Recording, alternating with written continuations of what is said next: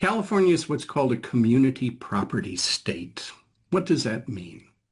When a couple gets married, all of their possessions get divided into three categories: the husband's separate property, the wife's separate property, and the community property.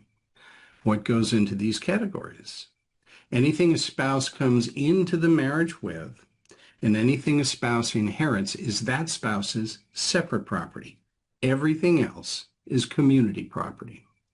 Within the context of debt, what does this mean? If you owe money to, say, ABC Bank, and you're not paying, maybe your spouse knows nothing about the debt, didn't sign off on it, it's off the table.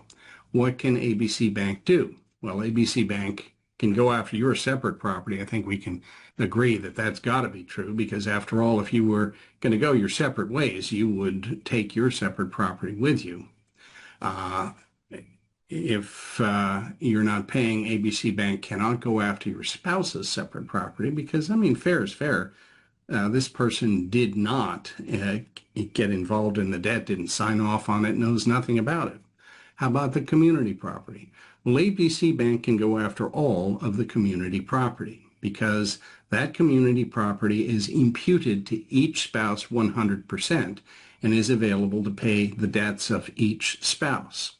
Now, among those things that are in the community property are each spouse's income, the wages, whatever that money that's coming in the door, and that is available to pay the debts of each spouse. So if you file your Chapter 13 and your spouse is not filing with you, your spouse's income is still part of your Chapter 13 bankruptcy case. Why?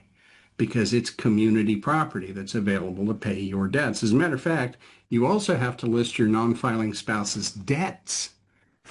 Why? They're not mine. Well, what happened here? That spouse incurred the debt and your community property is liable for it. So therefore, you must list that spouse's debts in your petition, even if that spouse doesn't file with you. Now, what this boils down to is you list your spouse's income, assets, debts, expenses. All those go into the picture. The only exception is if you have a prenuptial agreement that says that there is not going to be community property, everything is going to be separate. But those are unusual, and I suspect that that's not going to happen a whole lot if there is a spouse who is not a citizen.